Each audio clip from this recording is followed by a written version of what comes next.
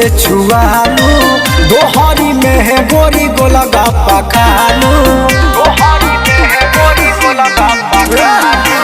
मधुवन के लइकन से छुआलू, दोहरी में है गोरी गोलगप्पा खालू। जनतानी जवानी तोर गरम्बा, तोके बलिया लइका पसंदा, जिला मऊ के लइकन में बहमा, तोके बलिया लइका पसंदा, जिला मऊ के लइकन में बहमा।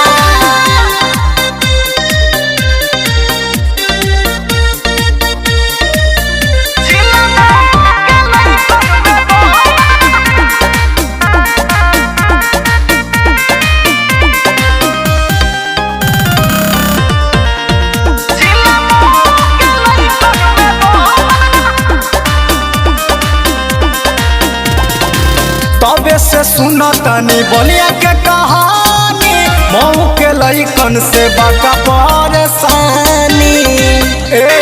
सुनो ना बड़ी पावर बा हमारा में रानी, चुस जाएम तोर चढ़ल जवानी, गारो दे मौसमी उह डर बा, तोके बलिया लइका पसंद बा, जिला मऊ के लइकन में बहमा, तोके बलिया लइका पसंद बा, जिला मऊ के लइकन में बहमा।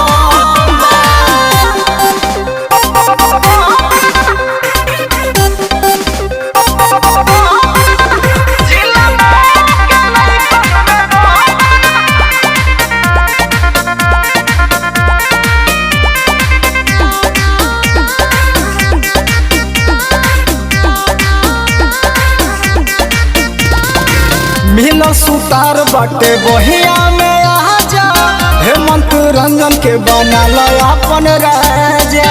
अरे बना लो काहे दबाव तड़ू, बाटे चढ़ल जवानी तोर ताजा, चुस जाई है ई मृत्युंजय राजा।